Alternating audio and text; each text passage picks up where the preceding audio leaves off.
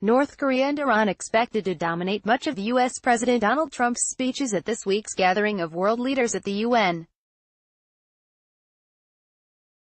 North Korea's leader Kim Jong-un shakes hands with U.S. President Donald Trump after taking part in a signing ceremony at the end of their historic U.S.-North Korea summit at the Capella Hotel on Sentosa Island in Singapore on June 12, 2018. Donald Trump and Kim Jong-un became on June 12 the first sitting U.S. and North Korean leaders to meet, shake hands and negotiate to end a decades-old nuclear standoff. North Korea and Iran will dominate this week's gathering of world leaders at the United Nations, where President Donald Trump will be firmly in the spotlight as he continues to upend global diplomacy. After warming up to North Korean leader Kim Jong-un and ditching the Iran nuclear deal, the unpredictable Trump takes the podium on Tuesday to face foes and increasingly uneasy allies at the UN General Assembly.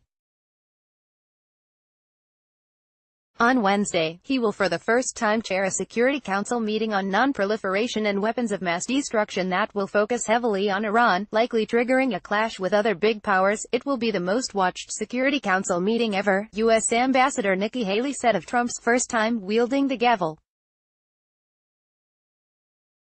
The diplomatic gathering will take stock of the thaw in relations between North and South Korea, and groundbreaking U.S.-North Korea moves to address the threat from Pyongyang's nuclear and ballistic missile programs.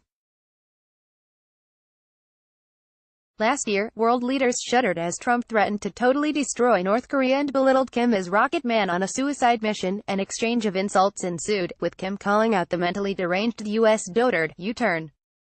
On North Korea, Trump's address to the assembly will be the polar opposite of what we heard last year, said Suzanne DiMaggio, an expert on North Korea and Iran at the Carnegie Endowment for International Peace.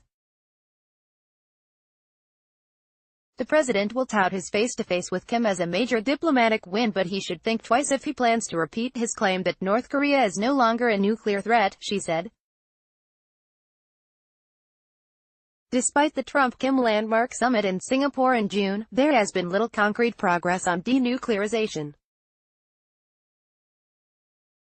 North Korean Foreign Minister Ri Yong-ho has been invited by U.S. Secretary of State Mike Pompeo for talks on the sidelines of the assembly meeting.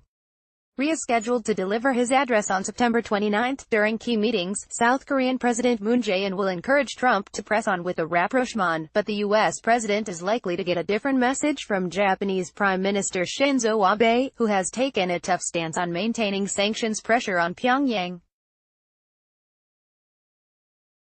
Iranian President Hassan Rouhani will address the fallout from the U.S. decision to abandon the nuclear deal when he takes the podium shortly after Trump on Tuesday. European countries along with Russia and China are still working to salvage the accord and will use the council meeting chaired by Trump to defend what they consider as a milestone in non-proliferation. The members of the Security Council are not going to take kindly to being lectured by President Trump on the subject of Iran, said DiMaggio. These very countries, which include our closest allies, are now facing U.S. sanctions as they scramble to save the agreement. UN under fire. UN rendezvous takes place amid a sharp divide between the United States, accused of turning its back on multilateralism, and countries that view the global rules-based order as their best hope to tackle the world's problems. Struggling with tighter budgets from U.S. cuts, the United Nations has been put on the defensive as its peace efforts in Syria, Libya and Yemen fall short. Multilateralism is under attack from many different directions precisely when we need it most, UN Secretary-General Antonio Guterres said last week. About 130 heads of state and government are turning up for the six-day marathon of speeches and meetings on tackling a long list of issues from climate change to poverty. Russia and China will be represented by their foreign ministers.